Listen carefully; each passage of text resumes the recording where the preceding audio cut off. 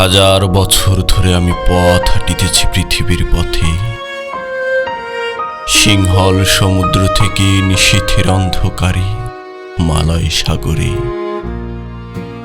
অনেক ঘুরেছি আমি বিম্বিসার অশোকের ধূসর জগতে, সেখানে ছিলাম আমি আরো দূর অন্ধকার বিদর্ভ নগরী।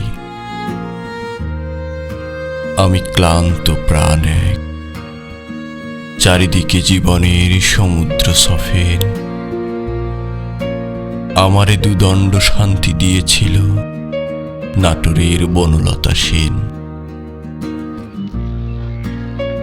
চুলতার কবেকার অন্ধকার বিদিশার নিশা, মুখতার শ্রাবস্তির কারুকার্য, অতি দূর সমুদ্রের পর হাল ভেঙে যে নাবিক হারাইছে দিশা। সবুজ ঘাসের দেশ যখন সে চোখে দেখে দারুচিনি দ্বীপের ভেতর, তেমনি দেখেছি তারে অন্ধকারে। বলেছে সে, এতদিন কোথায় ছিলেন?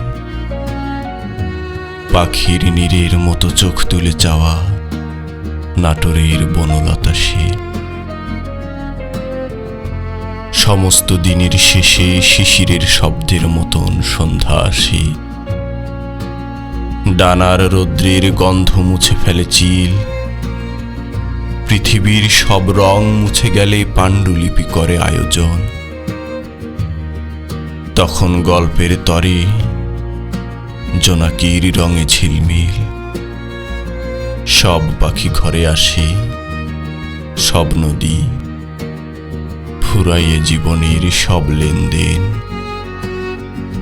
থাকে শুধু অন্ধকার মুখোমুখি বসিবার বনলতা সেন।